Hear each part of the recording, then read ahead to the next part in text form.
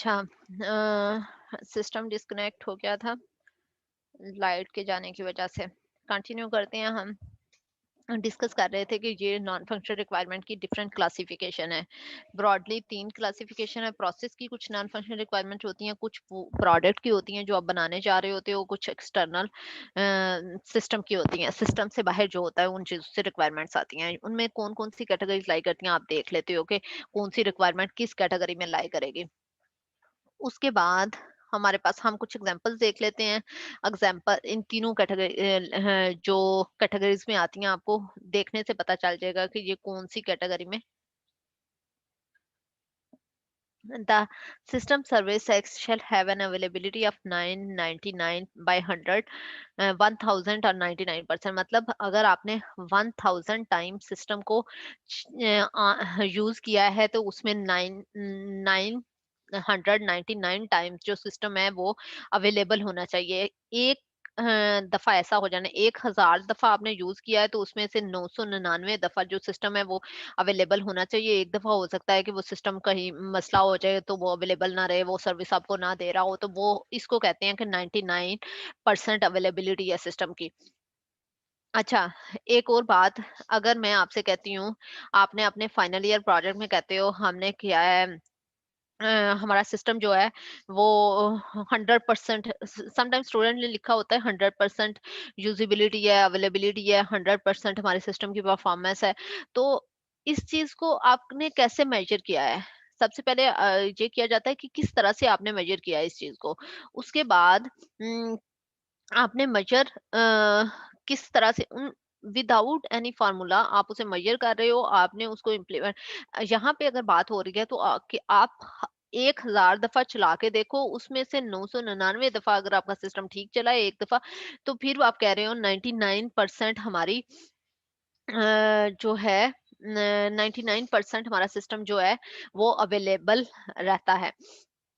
दूसरा, system Y shall process minimum of 8 transaction per second. This is, ये फिर performance की रिक्वायरमेंट है कि एक सेकंड के अंदर 8 ट्रांजैक्शन करनी चाहिए उसे process. The executable code of system G shall be limited to the 512। ये स्पेस की रिक्वायरमेंट हो रही है, जो हमने उसमें पढ़ा था कि कैपेसिटी की रिक्वायरमेंट होती है। ये प्रोडक्ट, ये हमारा प्रोडक्ट रिक्वायरमेंट, ये भी प्रोडक्ट की रिक्वायरमेंट की एग्जांपल है, ये भी प्रोडक्ट की requirement. The request for the users pin shall be issued with in 5 second of the card. फिर अगेन प्रोडक्ट की रिक्वायरमेंट, प्रोडक्ट के अंदर सब कैटेगरी कौन सी है? Performance. We can do some brainstorming when specifying the section special requirement of use case development। अच्छा, ये जो हमारी रिक्वायरमेंट की एग्जांपल्स थी, ये जो हमने कैटेगरीज पढ़ी हैं उसमें से ये प्रोडक्ट की रिक्वायरमेंट से लिंक आ रही हैं। जो प्रोडक्ट की रिक्वायरमेंट्स होती हैं, usability, reliability, safety, efficiency, performance, capacity, ये उनकी एग्जांपल हैं कि सिस्टम को इस तरह से करना चाहिए, इस तरह से करना चाहिए, इस तरह सिस्टम को अवेलेबल रहना चाहिए, इतनी ट्रांजैक्शन पर सेकंड करनी चाहिए, उसमें इतनी स्पेस लेनी चाहिए, इतना कोड फॉर एग्जांपल आपने इतना लिखना है, और ये सारी चीजें। अब ये वाली टाइप की जो रिक्वायरमेंट है, जो प्रोडक्ट की रिक्वायरमेंट है, पर्टिकुलर प्रोडक्ट की नॉन फंक्शनल रिक्वायरमेंट है, अब उनको फाइंड आउट करने के लिए क्या किया जा सकता है? आप कुछ ब्रेनस्टॉर्मिंग कर सकते हैं जब आप यूज केस बना रहे हैं। जैसे मैंने अपने यूज केस बनाया था, तो यूज केस के अंदर एक स्पेशल रिक्वायरमेंट वाला सेक्शन था, जिसको हमने खाली छोड़ा था, एम्प्टी, उसके अंदर कुछ भी नहीं लिखा था। यूज केस डिस्क्रिप्शन जब लिखी जाती है, एक टेबल बनता था जिसमें यूज केस का name, ID, normal flow of event, actors, description, normal flow of events, alternative flow, pre conditions, post conditions, और स्पेशल रिक्वायरमेंट्स, अजम्पशंस, ये सारी चीजें होती थी। अब यहाँ पे आप जो स्पेशल रिक्वायरमेंट वाला सेक्शन है उसको फिल कर सकते हो यहाँ से, ब्रेनस्टॉर्मिंग करके थोड़ा सा। आप अगर आपने जब आप रिक्वायरमेंट को एलेबोरेट कर रहे हो, जब एलेबोरेशन स्टेज पे हम यूज केस डायग्राम बनाते हैं, यूज केस डिस्क्रिप्शन लिखते हैं, तो उस जगह पे आप स्पेशल सेक्शन में ये बता सकते हो। फॉर एग्जांपल आप कह रहे हो कि सिस्टम को रिपोर्ट जनरेट करनी चाहिए, रिपोर्ट जनरेशन का आपने एक यूज केस बनाया है। आप यूज केस के अंदर रिपोर्ट जनरेशन में आप प्री रिक्विजिट भी लिख दोगे, लॉगिन होना चाहिए, पोस्ट कंडीशन भी लिख दोगे कि ये इस रिपोर्ट जनरेट हो जानी। स्पेशल रिक्वायरमेंट में आप लिख देते हो कि सिस्टम को ये रिपोर्ट 2 सेकंड के अंदर अंदर जनरेट करनी चाहिए। परफॉर्मेंस की रिक्वायरमेंट, यहाँ से ये नॉन फंक्शनल रिक्वायरमेंट्स आ गई। यहाँ से आप थोड़ी सी ब्रेनस्टॉर्मिंग करते हुए एलेबोरेशन की स्टेज पे ये रिक्वायरमेंट जो प्रोडक्ट के रिलेटेड नॉन फंक्शनल रिक्वायरमेंट होती हैं वो स्पेसिफाई कर लेते हो। कुछ और एग्जांपल्स देखते हैं। Development process to be used must be explicitly defined and must be conformant with ISO 9000 standard। अब आईएसओ या आपने सीएमएमआई वो किया हुआ है, सॉफ्टवेयर प्रोसेस सॉफ्टवेयर इंजीनियरिंग, जैसे एक स्टैंडर्ड बने होते हैं डिफरेंट। हम कहते हैं कि उससे ये वेरीफाई, जैसे आपकी डिग्री जो है एक्रीडेशन होती है, आपकी एचईसी से डिग्री वेरीफाई है या नहीं है, एचईडी ने इसे रिकमेंड किया हुआ है कि नहीं, हमारा एक्रीडेशन ली हुई है या नहीं ली हुई। तो इसी तरह जो सॉफ्टवेयर के कंपनीज होती हैं, सॉफ्टवेयर डेवलपमेंट जो होते हैं कंपनीज, वो आप एक्रीडिटेशन लेती हैं सीएमएमआई से, software engineering institute, SEI. Software engineering institute जो है ने सीएमएमआई एक स्टैंडर्ड बनाया हुआ है। आईएसओ भी वैसे ही एक स्टैंडर्ड है, और सीएमएमआई भी एक स्टैंडर्ड है, कैपेबिलिटी मैच्योरिटी मॉडल इंटीग्रेशन। ये स्टैंडर्ड्स हैं। इन स्टैंडर्ड्स में बताया हुआ होता है कि रिक्वायरमेंट इस तरह से गैदर करनी है, डिजाइन इस तरह से बनाना है, इम्प्लीमेंटेशन के कुछ स्टैंडर्ड्स डिफाइन किए होते हैं। तो वो ये एक्सप्लिसिटली मेंशन किया हुआ है कि ये स्टैंडर्ड फॉलो करना है, और जो प्रोसेस आप फॉलो कर रहे हो डेवलपमेंट का वो भी एक्सप्लिसिटली मेंशन होना चाहिए। फॉर एग्जांपल आप स्क्रम यूज कर रहे हो, extreme programming, spiral model use कर रहे हो, या वाटरफॉल यूज कर रहे हो। द सिस्टम मस्ट, तो ये किस कैटेगरी में आएगा? प्रोसेस नॉन फंक्शनल रिक्वायरमेंट में। अब हम ये कर रहे हैं, इनके एग्जांपल दे रहे हैं। पहले हमने कुछ एग्जांपल देखी जो प्रोडक्ट नॉन फंक्शनल रिक्वायरमेंट की थी। अब हमने कहा कि ये वाली जो है ये प्रोसेस नॉन फंक्शनल में आएगा। The system must develop using the XY Z suite of case tools. Tools आपने बता दिए, ये भी प्रोसेस किस तरह से बनना है। Management report setting out the effort expanded on each identified by the component must be produced every 2 weeks. Again process requirement, A disaster recovery plan for the system development must be specified. ये भी आपने बताया कि ये एक plan बनाना करना है, तो ये आपने प्रोसेस की नॉन फंक्शनल रिक्वायरमेंट बता दी। अब हम ये देखते हैं medical data system. The data system है the organisation's data protection officer must certify that all data is maintained according to data protection legislation before the system put into operation. Medical system है, वो कहता है कि ये data protection होनी चाहिए। Legislation, legal requirements यहाँ से आ रही है कि अगर जैसे फॉर एग्जांपल आप हॉस्पिटल में जाते हो, कुछ टेस्ट करवाते हो, आपके टेस्ट से कुछ डायग्नोज होता है, आपके पीछे कोई बंदा जाता है और वो उनसे जाके पूछता है कि इसको बता दें इसको क्या डिजीज थी। तो जब वो फाइंड आउट करने की कोशिश करता है, तो आपकी एक अपनी प्राइवेसी है, आप नहीं बताना चाहते। यूं पेशेंट का डाटा अवेलेबल नहीं होना चाहिए अनऑथराइज्ड यूजर को। पेशेंट्स का डाटा जो होता है वो बहुत ज्यादा क्या कह सकते हैं, अ, आपने उसको सेफली, आपने उसको प्राइवेसी, पेशेंट्स की प्राइवेसी को आपने मेंटेन रखना होता है। ये सबसे इंपॉर्टेंट चीज होती है। अगर आपका सिस्टम बिल्कुल ठीक चल रहा है, परफेक्ट चल रहा है आपके सॉफ्टवेयर, लेकिन उसमें प्राइवेसी जो है पेशेंट्स की उसको नहीं हैंडल किया गया, तो आपका सिस्टम अनसक्सेसफुल है। अगर वो प्राइवेसी नहीं है तो आपका सिस्टम एक्सेप्ट नहीं होगा। दूसरी बात, ट्रेन प्रोटेक्शन, ये मेडिकल सिस्टम की बात हुई थी। ट्रेन प्रोटेक्शन सिस्टम में क्या है? The time required to bring the train to complete halt और stop is computed using the following formula. Deceleration का कोई फार्मूला दिया हुआ है और उन्होंने कहा है उसको इस तरह से कंप्लीट कैलकुलेट किया जाना है। अगर आपने ये इस तरह से नहीं किया तो देन आपका सिस्टम बिल्कुल अनसक्सेसफुल है, बिल्कुल यूजेबल नहीं है। अब ये ऐसी चीजें हैं, ये एक्सटर्नल रिक्वायरमेंट है जो कि या तो डोमेन से आ रही हैं या फिर आपको एक्सटर्नल सिस्टम के बाहर से मिल रही हैं। ये हमारे ना तो प्रोडक्ट की रिक्वायरमेंट है पर्टिकुलर जो आप बनाने जा रहे हो, ना ही प्रोसेस की रिक्वायरमेंट है। ये बल्कि एक्सटर्नली आपको लेजिस्लेशन एक्सटर्नल, और ये आपको एक्सटर्नल सिस्टम के एक्सटर्नल डोमेन की रिक्वायरमेंट सिस्टम, ये मस्ट बी की फॉर्म में होती हैं। ये हर सूरत में इम्प्लीमेंट होनी चाहिए। अगर आपका सिस्टम ये इम्प्लीमेंट नहीं होगी तो आपका सिस्टम अनसक्सेसफुल है। अगर पेशेंट की प्राइवेसी को प्रोटेक्ट नहीं किया जाएगा तो मेडिकल सिस्टम फेल है। अगर यहाँ पे ट्रेन की डिसलरेशन को नहीं किया जाएगा तो वो एक्सीडेंट होने के चांसेस है, वो कंप्लीटली फेल है। अच्छा, यहाँ पे हम स्टार्ट करते हैं कि हम नॉन फंक्शनल रिक्वायरमेंट्स को किस तरह से ड्राइव करते हैं। Non functional requirement are difficult to express, a number of difficult होती हैं डेफिनेटली। एक तो सबसे पहले नॉन फंक्शनल रिक्वायरमेंट्स को आइडेंटिफाई करना ही मुश्किल होता है। जैसे मैंने आपसे कहा, तीन तरह की हमने क्लासीफाई कर लिया कि तीन तरह की रिक्वायरमेंट्स होती हैं, प्रोसेस की, प्रोडक्ट की और एक्सटर्नल। अब इन सब की मैंने एग्जांपल्स आपको दी इसलिए ताकि आप जो हैं आपके सामने जब सिचुएशंस आएगी तो आप आइडिया कर लोगे कि अच्छा इस तरह से भी हो सकता है, ये भी हो सकता है। जब आपने थोड़ा-सा उसकी एग्जांपल्स देखी होंगी, इस तरह की सिचुएशंस आ सकती हैं, तो आप नई आने वाली सिचुएशन में उसे हैंडल करने की कोशिश करोगे। अब यहाँ पे अगर आप देखोगे सेफ्टी, यूजेबिलिटी, रिलायबिलिटी, परफॉर्मेंस, आप देखोगे कि कितनी जगह लेनी चाहिए सिस्टम में। अगर कोड लेंथी है तो परफॉर्मेंस हमारी जो है कंप्रोमाइज होगी। अगर एक्सटर्नल हमें सिस्टम का कौन सा स्टैंडर्ड यूज करना है। अब आप देखेंगे जब आपने ये चीजें नहीं पढ़ी हुई थी तो आपने एसआरएस बनाई थी, तो उसमें और अभी जब आपने ये चीजें पढ़ ली हैं तो क्या डिफरेंस होगा। यहाँ पे आप देखें कि इसमें हम देखते हैं जो नॉन फंक्शनल रिक्वायरमेंट्स हैं, number of important issues contribute to the problem expressing non functional requirement. जब नॉन फंक्शनल रिक्वायरमेंट्स को हम एक्सप्रेस करते हैं तो क्या क्या मसले आते हैं। Certain constraints are related to the design solution that is unknown at this stage.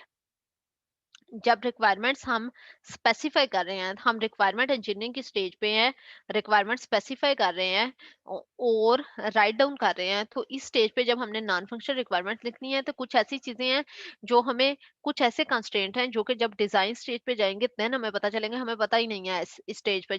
कुछ ऐसे कंस्ट्रेंट है जो कि बहुत सब्जेक्टिव हैं और उनको डिटरमिन करने के लिए एम्पिरिकल एवेलुएशन करने की जरूरत होती है। Non functional requirement tend to be related to one और मोर फंक्शनल रिक्वायरमेंट से रिलेट करती हैं। जैसे मैंने आपसे लास्ट टाइम एग्जांपल दी, बल्कि आज के लेक्चर में भी हम बात कर रहे थे कि अगर आपकी लॉग इन करते और अगर मैंने कहा है कि आपकी प्राइवेसी होनी चाहिए, ऑथराइज्ड यूजर को एक्सेस होनी चाहिए, तो ये नॉन फंक्शनल रिक्वायरमेंट लग रही है। जब हम इसे डिटेल अप कर लेते हैं कि यूजर का लॉगिन होगा, पासवर्ड होगा, जब जब वो करेक्ट लॉगिन और पासवर्ड से एंटर होगा देन ही वो उसे व्यू कर सकता है, तो ये हमने उसे फंक्शनल में कन्वर्ट कर लिया। Non functional requirement tend to conflict and contradict, conflict और कंट्राडिक्शन भी आती हैं। जैसे अगर आप कहते हैं कि एनक्रिप्शन और डी इंक्रिप्शन के डिफरेंट मैकेनिज्म उसमें होने चाहिए, आपका डाटा इनक्रिप्ट होना चाहिए।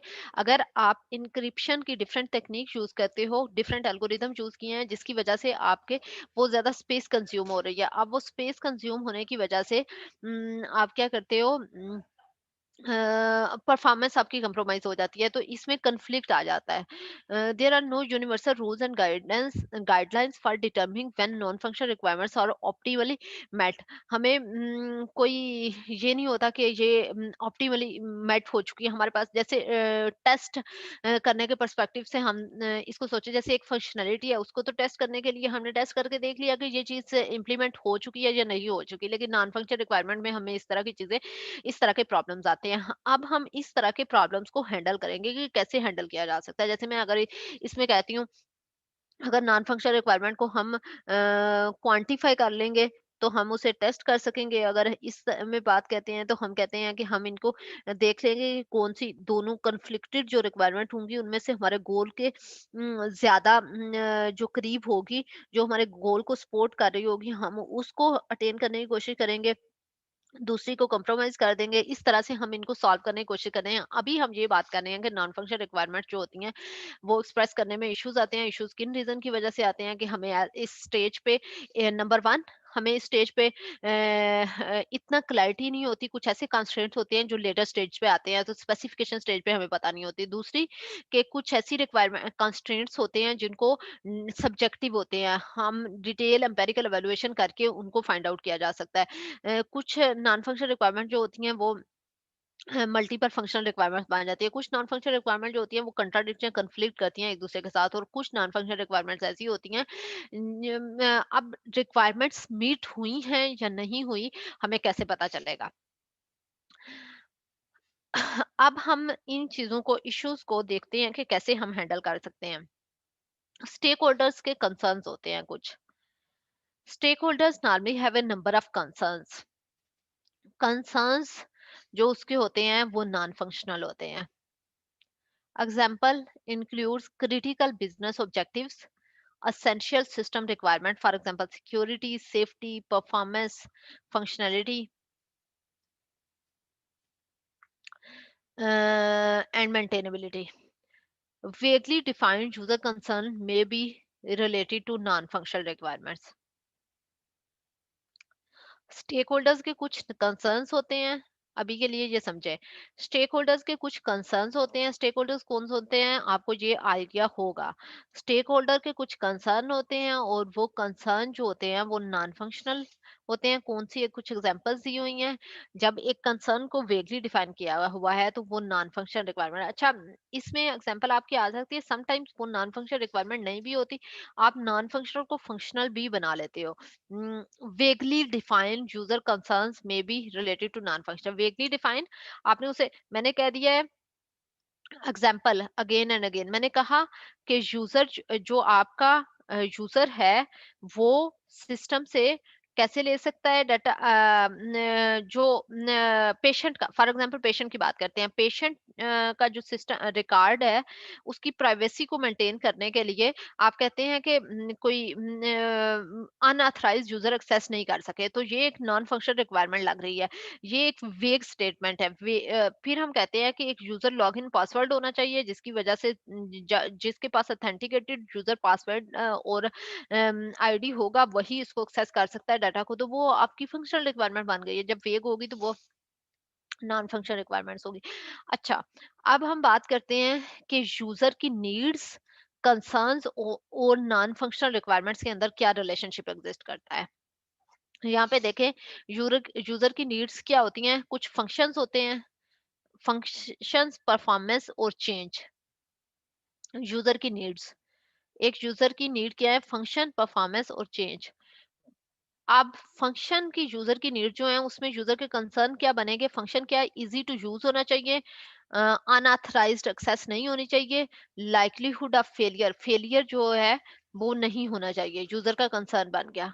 परफॉर्मेंस उसकी नीड थी और वो उसका,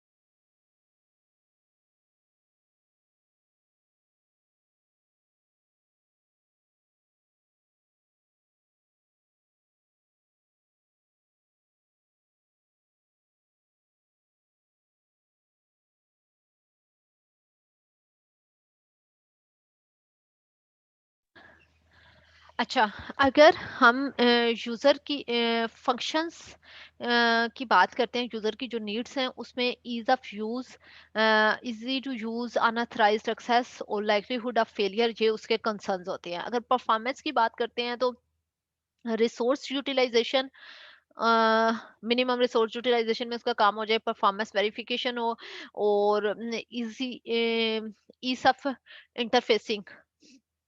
मल्टीपल जब इंटरफेस होंगे, जैसे मल्टीपल सिस्टम के साथ आपने लिंक करना है तो आप कम्युनिकेट इजीली कर सको।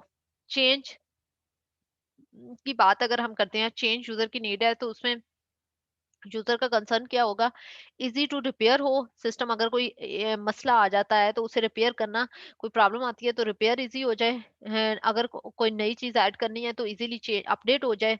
अगर एक सिस्टम को आपने किसी और सिस्टम पे ट्रांसपोर्ट करना है, फॉर एग्जांपल आप अभी विंडोज पे चूज कर रहे हैं, आप लिनक्स पे करना चाहते हैं, तो उसमें इजीली हो जाए। और ईज ऑफ एक्सपेंडिंग और अपग्रेडिंग कैपेसिटी और परफॉर्मेंस एक्सपेंडेबिलिटी ये हो जाए। तो अब ये यूजर के कंसर्न है, यूजर की कुछ नीड्स थी, फंक्शन। अब फॉर एग्जांपल यूजर ने आपको ये बताया है, यूजर की नीड, फंक्शन, परफॉर्मेंस चेंज। अब इन वर्ड से यूजर के कंसर्न्स क्या थे, फंक्शन से उसका कंसर्न क्या होगा, इजी टू यूज। ये आपके माइंड को खोलने के लिए ये चीजें बताई जा रही हैं। आप देखें यहाँ पे फंक्शन से मोस्ट लाइकली ये होता है, ये चीजें आपने एक्सप्लोर करनी होती हैं, एज ए रिक्वायरमेंट एनालिस्ट आपने फाइंड आउट करनी होती है। जहाँ यहाँ से आपको एक इनिशिएटिव, एक स्टार्टिंग पॉइंट मिल रहा है कि आपने इन इन चीजों का ख्याल रखना होता है। अब इस केस में जो ईज ऑफ यूज है, उसके अगेंस्ट हमारी नॉन फंक्शनल रिक्वायरमेंट क्या बनेगी, यूजेबिलिटी। अगर अनऑथराइज्ड एक्सेस के against non functional requirement security, likelihood of failure के अगेंस्ट हमारी नॉन फंक्शनल रिक्वायरमेंट रिलायबिलिटी बनेगी। रिलायबल सिस्टम क्या होता है, जो फेल ना हो। फॉर एग्जांपल हमने एक एग्जांपल की थी कि हमारा सिस्टम जो है 1000 टाइम अगर आप चलाओगे तो 999 टाइम्स जो है वो वर्क करेगा, वन टाइम अनअवेलेबल हो सकता है, फेल हो सकता है। तो ये रिलायबिलिटी है। परफॉर्मेंस में resource utilization, performance user need थी और यूजर का कंसर्न रिसोर्स यूटिलाइजेशन था, और उसमें एफिशिएंसी आ जाएगी। कि फॉर एग्जांपल आपका कोड जो है वो कितना लाइन ऑफ कोड, अगर आपका यूजर वो कहता है लाइन ऑफ कोड कितना होना है, रिसोर्स यूटिलाइजेशन में आप कह सकते हो कि 1000 लाइन ऑफ कोड में आपने सारा सिस्टम बना के देना है हमें। ये भी हो सकता है। परफॉर्मेंस वेरिफिकेशन में वेरिफाइबिलिटी आ जाएगी। ईज ऑफ इंटर फेसिंग में इंटरऑपरेटेबिलिटी, दूसरे सिस्टम के साथ आपका लिंक क्या होगा, ये हमारी नॉन फंक्शनल रिक्वायरमेंट बन जाएगी। ये सारी नॉन फंक्शनल रिक्वायरमेंट्स है। अगर चेंज यूजर नीड है तो उसमें यूजर के concern ease of repair, maintainability होनी चाहिए, ईज ऑफ चेंज फ्लेक्सिबिलिटी होनी चाहिए, और ईज ऑफ ट्रांसपोर्ट, पोर्टेबिलिटी होनी चाहिए। एक आपने सिस्टम से दूसरे सिस्टम पे पोर्ट ट्रांसफर करना है, ईज ऑफ एक्सपेंडिंग, एक्सपेंडेबिलिटी होनी चाहिए कि उसको एक्सपेंड कर सके। अच्छा, ये सारी हमारी नॉन फंक्शनल रिक्वायरमेंट बनती हैं। ये है रिलेशनशिप यूजर की नीड्स का, यूजर के कंसर्न्स का और नॉन फंक्शनल रिक्वायरमेंट का। यूजर की नीड्स को ट्रांसलेट किया जाता है यूजर के कंसर्न में, और यूजर के कंसर्न्स आगे नॉन फंक्शनल रिक्वायरमेंट्स बन जाते हैं।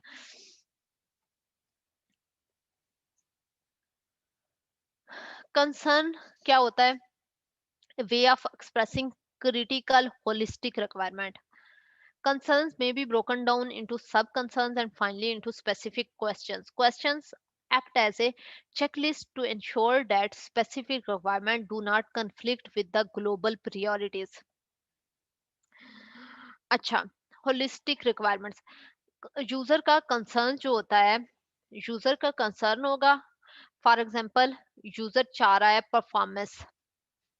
एक बात एक एग्जांपल दे रही हूँ, यूजर कह रहा है कि सिस्टम के परफॉर्मेंस होनी परफॉर्मेंस अच्छी होनी चाहिए। ये एक उसका कंसर्न है, उसकी रिक्वायरमेंट है। अब कंसर्न्स में भी ब्रोकन इनटू, अब उस परफॉर्मेंस को सब कंसर्न बनाए जाते हैं, ब्रेक डाउन किया जाता है सब कंसर्न्स में, और सब कंसर्न्स के फिर क्वेश्चंस बनाए जाते हैं। एक तो मेन कंसर्न होता है सबसे पहले, जो मेन यूजर को जो रिक्वायरमेंट चाहिए होती है, फिर हम उसको सब कंसर्न में डिवाइड करते हैं कि ये और क्या क्या सब, जैसे एक मेन चीज होती है और फिर उसको सब पोर्शन में आप डिवाइड कर लेते हो। आपने सब कंसर्न्स बना लिए, सब कंसर्न्स के बाद फिर आप हर कंसर्न के क्वेश्चन बनाते हो। क्वेश्चन बना के हम ये उनको लिखने का एक तरीका है, आइडेंटिफाई करने का, हम उसको क्वांटिफाई करने की कोशिश कर रहे हैं ताकि देन हम टेस्ट कर सकें। हम उसे इस तरफ लेके आ रहे हैं, देखिए परफॉर्मेंस एक कंसर्न है। अब परफॉर्मेंस में अगर हम कहते हैं ट्रांजैक्शन जो है वो 5 सेकंड में, हर सेकंड के अंदर 1 सेकंड में 5 ट्रांजैक्शन होनी चाहिए। अगर हम इस लेवल पे लेके आते हैं ताकि उसको मेजर किया जाए, वेरीफाई किया जा सके, हम टेस्ट कर सके, तो सबसे पहले हमारे पास कंसर्न्स होते हैं, कंसर्न को सब कंसर्न्स में डिवाइड किया जाता है और फिर उस सब कंसर्न्स के क्वेश्चन बनाए जाते हैं। ये हम एग्जांपल इसकी करते हैं आगे जाके। कंसर्न्स डिकम्पोजिशन, हमने दो नॉन फंक्शनल रिक्वायरमेंट हमने ली, जैसे दो नॉन फंक्शनल रिक्वायरमेंट थी, सेफ्टी और कंपैटिबिलिटी, दो सिस्टम की नॉन फंक्शनल रिक्वायरमेंट है। सेफ्टी, सेफ्टी एक हमारा मेन कंसर्न है। यूजर का मेन कंसर्न सेफ्टी है। सेफ्टी को आपने डिकम्पोज कर लिया सब कंसर्न में। ये ट्रेन, जो ट्रेन की एग्जांपल हम ले रहे थे, लास्ट क्लास में भी ली थी और इसके भी हमने स्टार्टिंग लेक्चर में ली है ट्रेन की एग्जांपल, जिसमें हमने कहा डिसलरेशन जो है वो इस तरह से कैलकुलेट होनी चाहिए। ट्रेन मैनेजमेंट जो सिस्टम था उसमें हम सेफ्टी की बात कर रहे हैं, और सेफ्टी एक हमारा मेन कंसर्न है। सेफ्टी को जब मेन कंसर्न को हम सब कंसर्न में डिवाइड करते हैं, यहाँ पे क्या करें, सबसे पहले यूजर का मेन एक ऑब्जेक्टिव होगा। यूजर ने कहा है कि मेरा सिस्टम सेफ होना चाहिए। सेफ सिस्टम को फिर आप सब कंसर्न में डिवाइड करते हो। सेफ्टी को अचीव करने के लिए क्या क्या इसमें और उसके क्या क्या कंसर्न्स हो सकते हैं, देन आपने उन सब कंसर्न से क्वेश्चंस बनाने हैं, और उन क्वेश्चन से देन हम क्वांटिफाई कर सकते हैं। अब हम क्वांटिफाई कर सकते हैं, जैसे परफॉर्मेंस, एक मेरी फॉर एग्जांपल परफॉर्मेंस है, सिस्टम की परफॉर्मेंस अच्छी होनी चाहिए। अब अच्छी परफॉर्मेंस सबके लिए डिफरेंट है। मेरे लिए अच्छी परफॉर्मेंस का मतलब कुछ और होगा, जो यूजर है जो बनवाना चाह रहा है उसके लिए अच्छी परफॉर्मेंस का मतलब कुछ और होगा। अगर मैं कहती हूँ कि एक सिस्टम को 1 सेकंड के अंदर 5 ट्रांजैक्शन जो है वो प्रोसेस करनी चाहिए, अब ये एक ऐसी रिक्वायरमेंट बन गई है जो कि सबके लिए सेम मीनिंग रखेगी। 5 ट्रांजैक्शन 1 सेकंड के अंदर प्रोसेस होनी चाहिए। ये एक पर्सन के लिए भी सेम है, दूसरे पर्सन के लिए भी सेम है, तीसरे पर्सन के लिए भी सेम है। सेम उसी तरह हम क्या कर रहे हैं, हम रिक्वायरमेंट को इस तरह से नॉन फंक्शनल रिक्वायरमेंट्स को बना रहे हैं कि हम उनको डिवाइड कर सकें, हम उनको क्वांटिफाई कर सकें। यहाँ पे जब हमारी सेफ्टी की बात होती है, सेफ्टी को सबसे पहले कंसर्न, हमारा मेन सेफ्टी है, हमने उसे सब कंसर्न में डिवाइड किया। Collision, derailment and personal accident. Safety इस इसमें सेफ्टी के रिलेटेड उसके यूजर के सब कंसर्न क्या क्या हो सकते हैं। कोलिजन हो सकती है, एक दूसरे से ट्रेन की कोलिजन हो सकती है, डिरेलमेंट हो सकती है, और पर्सनल एक्सीडेंट हो सकते हैं। अब डिरेलमेंट को अब हम सब वो करते हैं कि किस तरह से हो सकती है, किस रीजन की वजह से ये कंसर्न थे, ये सब कंसर्न थे, ये सब कंसर्न किस रीजन की वजह से हो सकता है। कोलिजन किस वजह से हो सकती है, पर्सनल एक्सीडेंट किस वजह से होता है, डिरेलमेंट, डिरेलमेंट जो है वो excess speed for track condition. आपने एक स्पीड मेंशन की हुई है कि इस स्पीड से बढ़ना नहीं है, लेकिन आपकी एक्सेस स्पीड की वजह से वो डिरेलमेंट, आपने स्पीड इंक्रीज किया उस वजह से हो सकती है, या आपका ट्रैक जो है ट्रेन का वो डैमेज है उस वजह से हो सकती है। अब अगर आपका ट्रैक डैमेज है, तो what information about track damage is required by the system, how is this provided, system कैसे रिक्वायर्ड करेगा ट्रैक डैमेज की इंफॉर्मेशन, और कैसे प्रोवाइड की जाएंगी। अच्छा, जो यूजर आपसे सिस्टम बनवा रहा है, अब यूजर अगर आपसे सिस्टम बनवाना चाह रहा है, एक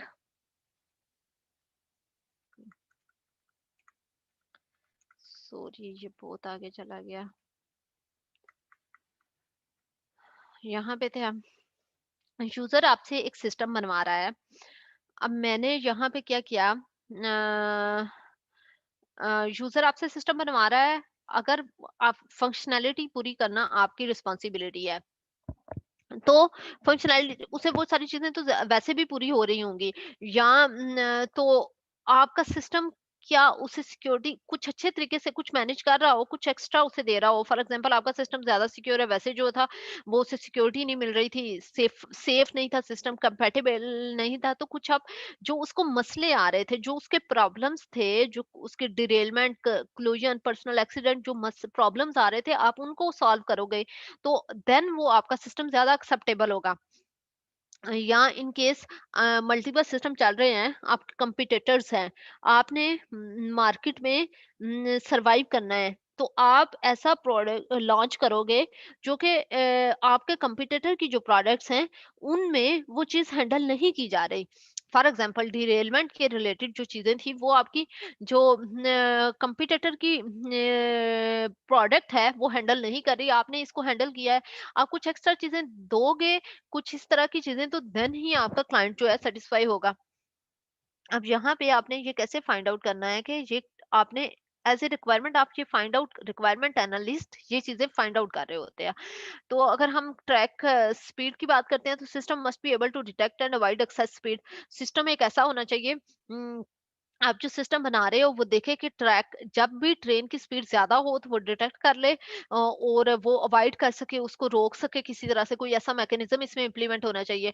under what condition can excess speed cause derailment, कौन सी ऐसी कंडीशन होती है जिसकी वजह से डिरेलमेंट। तो आप ये सारी चीजें फाइंड आउट कर रहे हैं। ये सेफ्टी की एक कंसर्न जो था यूजर को, उसको आप सब कंसर्न और उसको ड्रिल डाउन करते करते करते यहाँ तक पहुंचे हो। What does excess speed mean in reality, excess speed का एक्चुअल क्या मतलब है, मतलब क्या 6000 किलोमीटर पर आवर को आप एक्सेस स्पीड कर रहे हैं, या 60 किलोमीटर पर आवर को आप एक्सेस स्पीड कर रहे हैं, किस चीज को आप एक्सेस स्पीड कह रहे हैं। तो यहाँ पे ये सारे क्वेश्चनिंग आप उसे ड्रिल डाउन करते करते जाते, ये वो कर रहे होते हो, क्वांटिफाई कर रहे होते हो।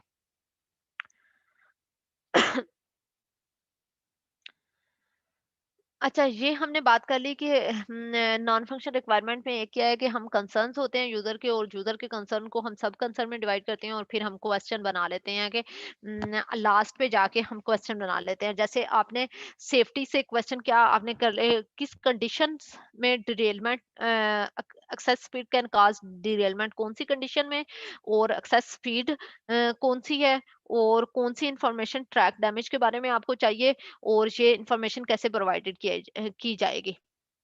ये सारे क्वेश्चन आपने बना लिए नॉन फंक्शनल रिक्वायरमेंट्स के लिए। ये कंसर्न बेस्ड थी। अब हम कहते हैं कि नॉन फंक्शनल रिक्वायरमेंट हम गोल बेस्ड डेरिवेशन भी कर सकते हैं। Relates non functional requirements to the goals of the enterprise, जो जनरल गोल्स होंगे उसके रिलेट नॉन फंक्शनल रिक्वायरमेंट को उनसे रिलेट किया जाता है। गोल based non functional derivation is in the 3 steps में की जाती है। आइडेंटिफाई द एंटरप्राइज गोल, जो आपकी ऑर्गेनाइजेशन के गोल हैं वो आइडेंटिफाई किया जाता है, डिकम्पोज किया जाता है गोल्स को सब गोल्स में, और नॉन फंक्शनल रिक्वायरमेंट्स को आइडेंटिफाई कर लिया जाता है। इसकी एग्जांपल कर लेते हैं। एक मेन, सबसे पहले हमारा गोल क्या है, विजुअलाइज एयर ट्रैफिक सिनेरियो। हमारी ऑर्गेनाइजेशन का जो मेन गोल है वो है विजुअलाइज करना है, एयर ट्रैफिक सिनेरियोज को विजुअलाइज करना है। विजुअलाइज मेन गोल कह दिया। अब इसका जो सब गोल आगे बनेगा, the system should perform in real time. Visualize करना है ट्रैफिक सिनेरियो को, तो रियल टाइम पे सिस्टम को परफॉर्म करना चाहिए। ठीक है, आपने सिस्टम को रियल टाइम पे परफॉर्म करना चाहिए। उसके बाद आपका,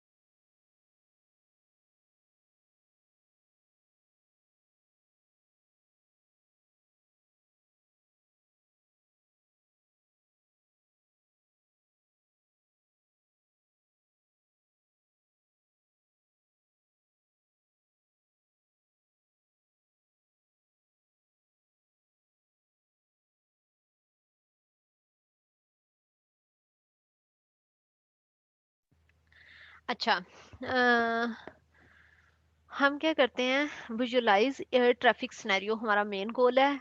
अब उसका आपने सब उसको किस तरह से करते हैं, the system should perform in real time, ये हमारी रिक्वायरमेंट बनी बनी है, system should perform in real time. Display, अब रियल टाइम से, अब हम कहते हैं ये हमारी ऑर्गेनाइजेशन का गोल है विजुअलाइज करना। हमने इसे बनाया कि रियल टाइम में सिस्टम को परफॉर्म करना चाहिए। रियल टाइम से हमने आगे हमने बनाई non functional requirements. Display radar data in real time and display must accommodate all data from the scenario। एक तो radar data रियल टाइम पे शो करे, और डाटा जो है उसको कमोडेट करे all data from the scenario, सारे डाटा को। अब सारे डाटा के अंदर क्या क्या डाटा शामिल होगा, अब सारे डाटा में क्या क्या हो सकता है, display 100 tracks, display 100 metrological plots, display 200 vectors, display 500 table symbols. तो ये सारी चीजें, अब ये देखें हमारे पास एग्जैक्ट नंबर्स की फॉर्म में, क्वांटिफाइबल फॉर्म में आ गई हैं कि ये चीजें हमारे पास डिस्प्ले करेगा तो ये चीज हमारी मीट हो जाएगी। और radar time real time data show करे वो aircraft position should be displayed in less than 3/16 second of the radar sweeps period. इसमें शो करेगी तो रियल डाटा आपको मिल जाएगा अगर वो इसमें शो करेगा। और ये सारी चीजें जो शो होंगी तो वो ये मीट हो जाएगी, और ये दोनों मिलकर हमारे इस गोल को मीट कर देंगे, और ये गोल मीट होगा तो ऑर्गेनाइजेशन का गोल मीट हो जाएगा। ठीक हो गया। ये हमारी एक और एग्जांपल थी।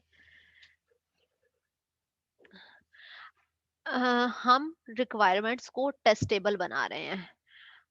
आप यहाँ पे देखें, जो भी हम परफॉर्मेंस की बात पहले की, हमने कंसर्न बेस्ड डिकम्पोजिशन की, गोल बेस्ड डिकम्पोजिशन की, सब में हम रिक्वायरमेंट्स को इस तरह से बना रहे हैं नॉन फंक्शनल रिक्वायरमेंट को कि हम टेस्ट कर सकें 100 ट्रैक्स शो हो रहे हैं या नहीं, 100 मेट्रोलॉजिकल प्लॉट शो हो रहे हैं या नहीं, 200 वेक्टर्स डिस्प्ले हो रहे हैं या नहीं, 500 टेबल सिंबल शो हो रही हैं या नहीं, 3/16 सेकेंड्स पर सेकेंड शो हो रहा है या नहीं हो रहा। तो हम इस तरह से इसे क्वांटिफाई कर लेते हैं। जो जब क्वांटिफाई हो गई है एक रिक्वायरमेंट तो उसको टेस्ट किया जा सकता है, वेरीफाई किया जा सकता है। स्टेक होल्डर्स में have vague goals which can not be expressed precisely. For example, इधर एक गोल है, the system should perform in real time. कोई पता नहीं है रियल टाइम क्या है, सिस्टम के रियल टाइम परफॉर्म करने का मतलब क्या है। मतलब ये है कि रडार डाटा रियल टाइम पे शो अकोमोडेट करे ऑल डाटा। ऑल डाटा का क्या मतलब है कोई पता नहीं, और रियल टाइम में रडार डाटा का क्या मतलब है ये भी नहीं पता। तो इसको जब आप क्वांटिफाई कर लेते हैं तो देन आप ये वेगनेस इसमें से खत्म हो जाती है। स्टेकहोल्डर्स में have vague goals which can not be expressed precisely. Vague and size requirements are problematic. Vague जो रिक्वायरमेंट्स होती हैं, अगर आपने as it is in requirements को एसआरएस के अंदर लिख दिया, सॉफ्टवेयर रिक्वायरमेंट स्पेसिफिकेशन के लिए अंदर लिख दिया है, तो वो प्रॉब्लम क्रिएट कर सकती हैं। Non functional requirement should satisfy two attributes, must be objective. Non functional requirement should satisfy two attribute, objective होनी चाहिए और मस्ट बी टेस्टेबल। जब भी आपने नॉन फंक्शनल रिक्वायरमेंट लिखनी है, अब आप कहते हो सिस्टम की परफॉर्मेंस अच्छी होनी चाहिए, सिस्टम यूजेबल होना चाहिए, सेफ होना चाहिए, ये होना चाहिए, जो भी आपने रिक्वायरमेंट लिखनी है, आप डिकम्पोज करके कंसर्न बेस्ड डिकम्पोजिशन कर सकते हैं या आप गोल बेस्ड डिकम्पोजिशन कर सकते हैं। आप डिवाइड करते हुए उन्हें इस तरह से कर लेते हो ताकि आप क्वांटिफाई कर सको, नंबर्स की फॉर्म में लेके आ सको। नंबर्स की फॉर्म में जब लेके आते हो देन आप उसे टेस्टेबल रिक्वायरमेंट्स होती हैं। देन आप उन्हें टेस्टिंग वेरीफाई कर सकते हो कि क्या ये मीट हुई हैं या नहीं हुई। आप यहाँ पे जब भी आप नॉन फंक्शनल रिक्वायरमेंट्स वो लिखोगे, तो आपको वो ऑब्जेक्टिव होनी चाहिए, सब्जेक्टिविटी नहीं होनी चाहिए उसमें, और टेस्टेबल होनी चाहिए। मीन कोई मेजरेबल, कोई मैट्रिक्स को यूज करते हुए, कोई मैट्रिक्स कोई मेजर को यूज करते हुए हम उन्हें टेस्ट कर सकेंगे क्या ये मीट हो रही हैं या नहीं होगी। It is not always possible to express non functional requirement objectively, possible नहीं होता, लेकिन मैं आपको कुछ ऐसी टर्म्स बता देती हूँ, कुछ मैट्रिक्स बता देती हूँ जिनको मैट्रिक्स मेजर करने के लिए ये यूज किए जाते हैं। एग्जाम्पल में जैसे,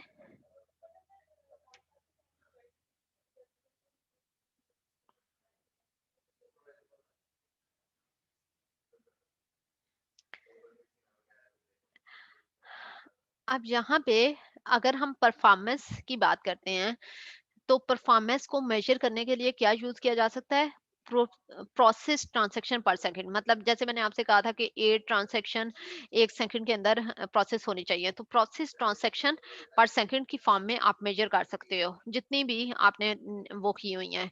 तो मेजरेबल रिक्वायरमेंट लिखनी है आपने, टेस्टेबल रिक्वायरमेंट लिखनी है, ऑब्जेक्टिव रिक्वायरमेंट लिखनी है, नॉन फंक्शनल रिक्वायरमेंट जब भी लिखना है। Response time to user input, कितना रिस्पांस हो, यूजर ने एक इनपुट दिया है तो आउटपुट कितने टाइम के अंदर जनरेट होनी चाहिए, रिस्पांस कितने टाइम में आ जाना चाहिए। Reliability, rate of occurrence of failures, आपने अगर 1000 टाइम उसे ओपन किया है तो 999 टाइम वो ओपन हो रहा है, या 900 टाइम भी ओपन हो जाएगा तो चलेगा। या फॉर एग्जांपल अगर मेरी एक पर्सनल वेबसाइट है तो वो ऑपरेट नहीं भी हो रही होगी, जैसे आपने एक दफा यूज किया, दो दफा, तीन दफा खोला है, वो ऑपरेट नहीं हो रही है, तो उससे कोई खास नुकसान नहीं होगा। कुछ ऐसे सिस्टम होते हैं जिनमें अगर ऑपरेट नहीं होगा, फॉर एग्जाम्पल अगर एयर ट्रैफिक कंट्रोल सिस्टम है और वहां पे प्लेन की आपने रिजर्वेशन करनी थी, तो उनको कितने ज़्यादा नुकसान हो जाएगा अगर उनका सिस्टम चल नहीं रहा, तो इतनी फ्लाइट्स उनकी जो है रिजर्व नहीं होगी, जिनकी वजह से उनको इकोनॉमिक लॉस होगा। Mean time to failure, reliability को हम इन मैट्रिक्स से मेजर कर सकते हैं। अवेलेबिलिटी में आप portability, probability of failure on demand, जब आपका वो डिमांड किया गया है और उस वक्त वो फेल हुआ है, तो आप इस तरह से मेजर कर सकते हैं। यूजेबिलिटी साइज को मेजर कर सकते हैं। आपका क्लाइंट जो है वो रिस्ट्रिक्शन लगा सकता है कि फॉर एग्जांपल मुझे इस प्रोडक्ट का कोड जो है वो 2000 किलोबाइट्स होना चाहिए, या लाइन ऑफ कोड की फॉर्म में आपका वो साइज मेंशन किया जा सकता है, तो आपने इसको मीट करना होता है, साइज को इस तरह से मेजर किया जा सकता है। ये डिफरेंट मीट्रिक्स हैं जो कि आप यूज कर सकते हो नॉन फंक्शनल रिक्वायरमेंट्स को मेजर करने के लिए। यूजिबिलिटी को आप इस तरह से, रोबस्टनेस को कैसे मेजर कर सकते हो, एंड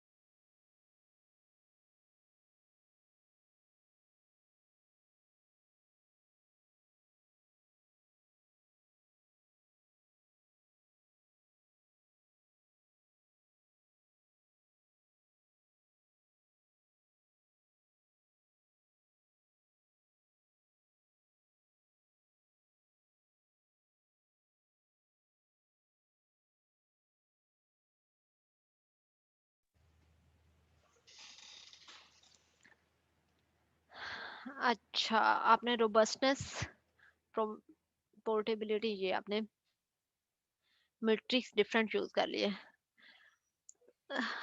क्रिटिकल सिस्टम के लिए रिक्वायरमेंट, अच्छा, एक अगर मेरी पर्सनल वेबसाइट है और वो वेबसाइट जो है वो ओपन नहीं हो रही, आपने विजिट किया है, तो उससे कोई खास मेरा नुकसान नहीं होगा, किसी का भी कोई चीज़ खास नुकसान नहीं होगा, ना तो किसी ह्यूमन बीइंग की उसमें इन्वॉल्वमेंट है, ना ही कोई इकोनॉमिक लॉस होगा, या इस तरह की चीज़ें नहीं होगी। अगर कोई उसके कंपैरिजन में अगर मैं कोई ऐसा सिस्टम लूँ, लाइक एक आपका प्लेन्स का सिस्टम है, प्लेन रिजर्वेशन सिस्टम है, फ्लाइट्स रिजर्वेशन सिस्टम, तो वहाँ पे अगर आपकी वेबसाइट ओपन नहीं हो रही, या वो सिस्टम फेलियर है, या उसकी परफॉर्मेंस अच्छी नहीं, तो उसकी वजह से आपका बहुत ज़्यादा इकोनॉमिक लॉस हो सकता है।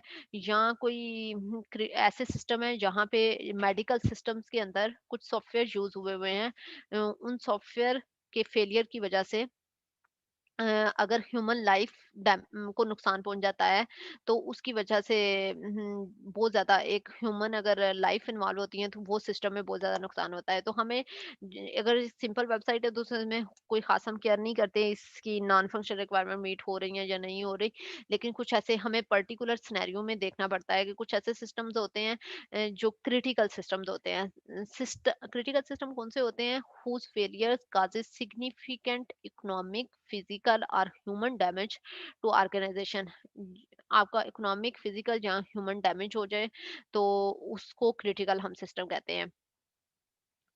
मेनली तीन तरह के क्रिटिकल सिस्टम होते हैं: business critical system, mission critical system and safety critical system. Business critical system कौन से होंगे? जिसमें इकोनॉमिक लॉस आपका हो सकता है फेलियर की वजह से, like airlines reservation system, flights की एग्जांपल मैंने आपको दी है कि अगर फ्लाइट वाला सिस्टम अवेलेबल नहीं है तो उसकी वजह से इकोनॉमिक लॉस बहुत ज्यादा हो सकता है। मिशन क्रिटिकल सिस्टम जो होते हैं, फॉर एग्जांपल कोई मिशन के लिए आपने कोई लॉन्च किया हुआ है, स्पेस शटल लॉन्च किया है और उसमें कोई सॉफ्टवेयर यूज हो रहा था और सॉफ्टवेयर उस वक्त ऑपरेट नहीं हुआ, जिसकी वजह से वो सारा वो लॉस हो गया। जो इस मिशन के लिए आपने काम किया हुआ था वो स्पेस क्राफ्ट ने काम ही नहीं किया और वो फेल हो गया है, उसकी वजह से आपका मिशन खत्म हो गया। सेफ्टी क्रिटिकल सिस्टम क्या हो सकता है? जैसे आपका जिसकी वजह से ह्यूमन लाइफ को कोई नुकसान पहुंच सकता है।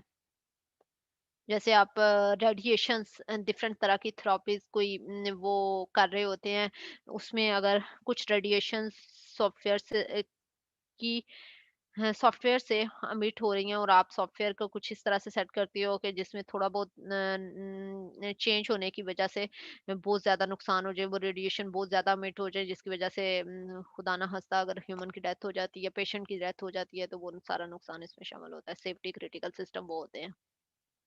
तो हम मैंने आपसे कहा है कि नॉर्मल सिस्टम्स में इतना ज़्यादा हमें केयर करने की ज़रूरत नहीं होती। वो आप देखते हो कि जब आपके पास पर्टिकुलर सॉफ्टवेयर बनने के लिए आता है, आप उसे कैटेगराइज़ करते हो ये कौन-सा सिस्टम है। क्रिटिकल सिस्टम में होता है। क्रिटिकल सिस्टम भी 3 तरह के होते हैं, business critical, mission critical, safety. Business जिसमें इकोनॉमिक लॉस होता है, मिशन क्रिटिकल जिसमें आपके जैसे फॉर एग्ज़ाम्पल आप एक मिशन पे थे और वो उसका लॉस हो गया सॉफ्टवेयर की मिस्टेक की वजह से। और सेफ्टी क्रिटिकल सिस्टम जिसमें ह्यूमन लाइफ इन्वॉल्व होती है।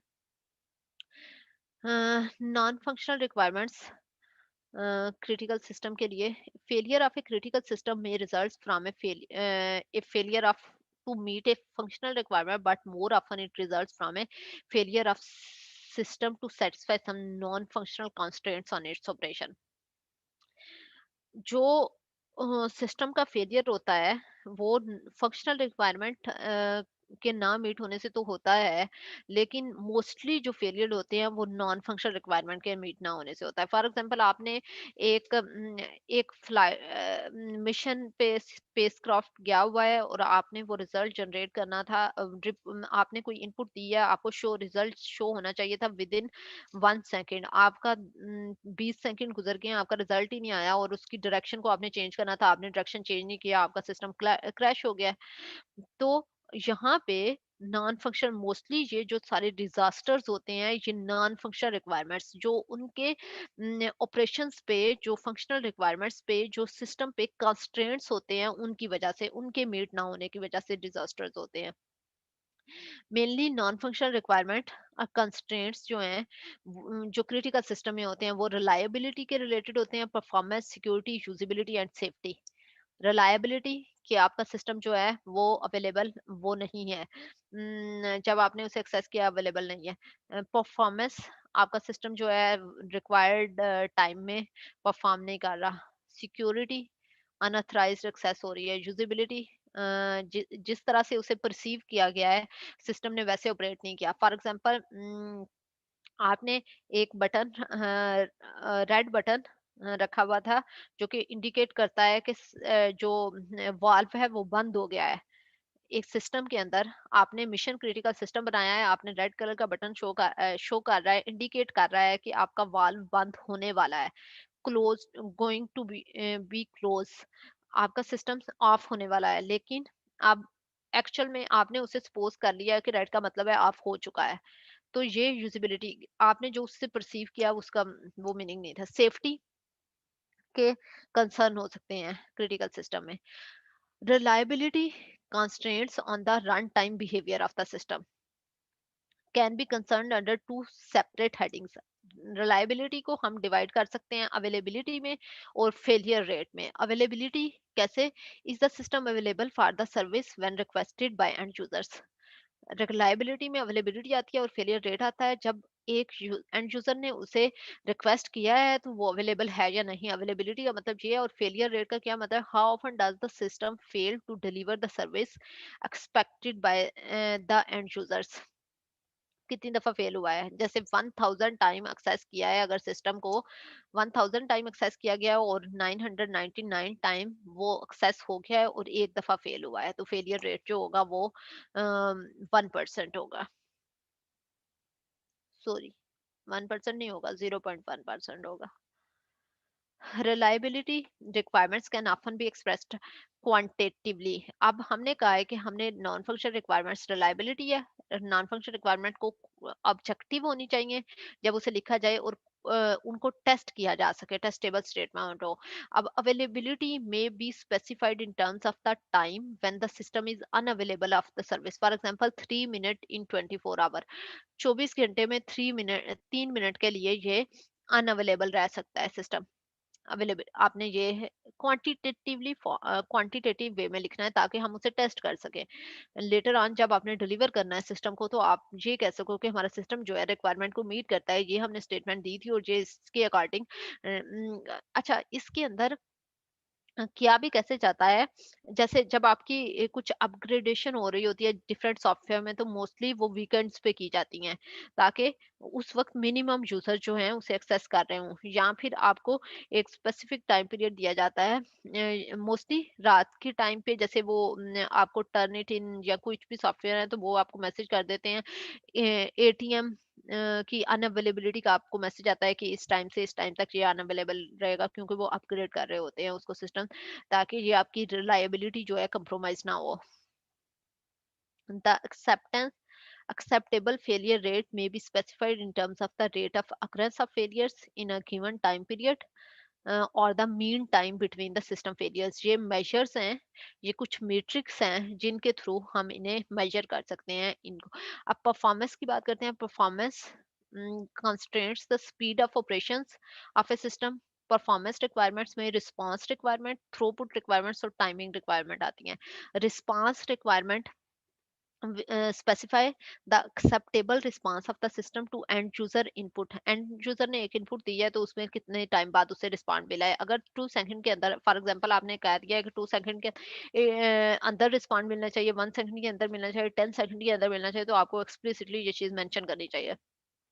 Throughput requirements specify the amount of data which must be process in a given time. एक टाइम के अंदर कितना है, 1 सेकंड के अंदर 10 ट्रांजेक्शन प्रोसेस होनी चाहिए, ये थ्रूपुट रिक्वायरमेंट है। Timing requirement which specify how quickly the system must collect input from sensor before it is overwritten।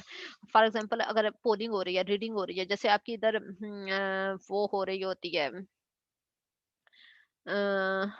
पोल, आपका एटीएम के पे वो एक्सेप्ट कर रहा होता है जो कार्ड एक्सेप्टेंस के लिए बार बार पोल कर रहा होता है, यहाँ आप यहाँ पे एम्प्लॉयज की अटेंडेंस होती है तो अटेंडेंस के लिए वो पोल कर रहा होता है, तो 1 सेकंड के अंदर कितनी दफा उसे करना चाहिए, फॉर एग्जांपल एक एग्जांपल है। सिक्योरिटी की अगर हम बात करते हैं तो सिक्योरिटी रिक्वायरमेंट्स इंक्लूड टू क्यों होती हैं, इंश्योर करने के लिए अनऑथराइज्ड एक्सेस सिस्टम की ना हो सके, और इंश्योर करती हैं कि integrity of the system from accidental और मलिशियस डैमेज, एक्सीडेंट ना हो, मलिशियस डैमेज ना हो सके, अनऑथराइज्ड एक्सेस ना हो सके, सिक्योरिटी ये इंश्योर करती है। सिक्योरिटी रिक्वायरमेंट की एग्जांपल क्या हो सकती हैं, the access permission for system data may only be changed by the system's data administrator। all system data must be backed up every 24 hour, and backup copies stored in the secure location which is not in the same building as the system। all external communication between the system data server and client must be encrypted। ये security. Usability की requirements की example क्या हो सकती हैं, concern. Usability किससे concern करती है, specifying the user interface and user interactions with the system। well structured user manual, informative error messages help facilitate and consistent interface सिज एनहांस्ड यूजिबिलिटी। यूजिबिलिटी एक ऐसी है जब हमने नॉन फंक्शनल रिक्वायरमेंट्स की बात कर रहे थे तो हमने कहा था कि हम उसे गोल बेस्ड और कंसर्न बेस्ड डेरिवेशन कर सकते हैं। अगर हम ये करते हैं तो इसमें आपका क्या हो सकता है, एक तो गोल बेस्ड अगर आप डेरिवेशन कर रहे हैं या कंसर्न बेस्ड कर रहे हैं तो आपकी अम, आपने उसको इस स्टेज तक लेके आना है कि आप उसको क्वांटिफाई क्वेश्चन बना लेते हो जो कि क्वांटिफाइबल हों, क्वांटिटेटिव हों, जिनको बाद में आप टेस्ट कर सको या वेरीफाई कर सको, और आपने ऑब्जेक्टिव टर्म यूज करनी है, सब्जेक्टिविटी ना हो। तो कुछ नॉन फंक्शनल रिक्वायरमेंट्स आती हैं, मोस्टली ऐसी हैं जिनको हम क्वांटिफाई कर सकते हैं। जैसे मैं अगर सिक्योर वो बात करती हूँ रिलायबिलिटी की, उसे क्वांटिफाई किया जा सकता है, परफॉर्मेंस को क्वांटिफाई किया जा सकता है। यहाँ पे यूजिबिलिटी ऐसी है जिसको नंबर्स की फॉर्म में करना थोड़ा मुश्किल होता है। जैसे आप यूजर्स मैनुअल आप बनाते हो, हेल्प प्रोवाइड करते हो, उनको फैसिलिटेट कर रहे होते हो, यूजर की सेटिस्फेक्शन को क्वांटिफाई डेफिनेटली किया जा सकता है। कोई कुछ क्वेश्चन यूज करके उनकी सेटिस्फेक्शन को मेजर करके आप क्वांटिफाई कर सकते हो, क्वालिटेटिव को भी, लेकिन यहाँ पे इस तरह से इसे मेजर करना थोड़ा मुश्किल होता है। यूजिबिलिटी के लिए अब कौन से मैट्रिक्स यूज किए जाते हैं, मेजर तो करना है आपने। मेजर करने के लिए हम कुछ मैट्रिक्स यूज कर रहे हैं। क्या यूज किए जाते हैं, Entry requirements measured in terms of year of experience with class of application or simply age. आप एंट्री रिक्वायरमेंट उनकी एज ले लेते हो, लर्निंग रिक्वायरमेंट के क्वांटिफाई कर रहे हैं ना, तो मैट्रिक्स लिए यूज कर रहे हैं।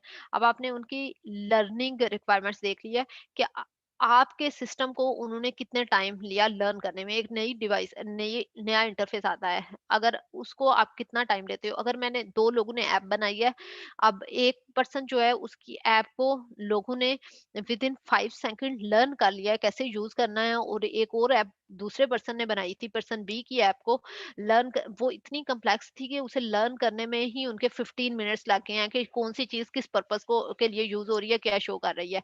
तो इसमें आपका लर्नेबिलिटी की रिक्वायरमेंट यूज हो सकती है। Handling requirements denotes the errors rate of the end users of the system. this could be measured in terms of the errors made when working at the normal speed। जब आपने errors किए हैं, जब आप काम कर रहे हो तो आप कितनी एरर्स उसमें होती हैं, आप उससे मेजर कर सकते हो इसमें यूजेबिलिटी में। लाइकेबिलिटी में क्या आता है, नाइसनेस टू यूज, आपको इस तरह से उसने कितना लाइक किया यूज कर सकते हो। No consensus in the system engineering, safety के केस में हम क्या कह सकते हैं रिक्वायरमेंट में, sometime considered to be all requirement functional and non functional on safety related systems, sometimes the subset of these requirements which are directly related to ensuring safe operations, and sometimes requirements on protection system which are designed to protect against accident. Usage of the term often depends on the culture and practice of the organization।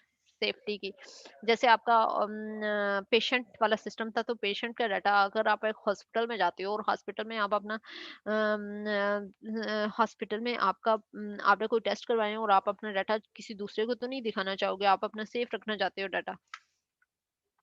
Safety requirement की definition क्या होगी, safety requirements are the shall not requirements which exclude unsafe situations from the possible solution space of the system. The system shall not permit operation unless the operator guards is in place। The system shall not allow, shall not की form में लिखी जाती हैं safety की requirement. अच्छा, यहाँ से ये भी लर्न करते ही जाएं, जैसे एक्सटर्नल रिक्वायरमेंट उन्हें मस्ट बी की फॉर्म में लिखी जाती है, सेफ्टी की रिक्वायरमेंट को शैल नॉट की फॉर्म में लिखी है। शेल की रिक्वायरमेंट में, विल की रिक्वायरमेंट फॉर्म में कौन कौन सी रिक्वायरमेंट किस तरह से लिखी जाती हैं, आप यहाँ के डिफरेंट एग्जाम्पल आपको देने का मकसद ये है कि आप इधर से लर्न करें कि ये किस तरह से इनके राइटिंग का स्टाइल भी क्या है। कौन चेकलिस्ट, आपकी जर्नल, आपको ये सारी पहले भी मैंने बात किया, बताने का मकसद क्या है कि आपको एक आइडिया हो जाए, इनिशियल पॉइंट मिल जाए कि होती क्या क्या है। आप फिर जब ऐप बनाएंगे, अपनी एप्लीकेशन पर्टिकुलर पे काम कर रहे होंगे, तो आपको उस सारे सिनेरियोज में देखेंगे कि इसमें कौन सी चीजें होनी चाहिए और किस तरह से चीजों को जब आप ये पढ़ने के बाद बनाओगे तो आपको स्टार्टिंग पॉइंट एक मिल जाएगा। Availability, efficiency, flexibility, portability, performance, reliability, reusability, robustness, scalability, usability, integrity, ये सारी चीजें आप देख चुके हो। इनको रीड आउट करें, इसमें से जो क्वेश्चन होगा, जो क्यूरी होगी, वो मुझसे पूछ लें।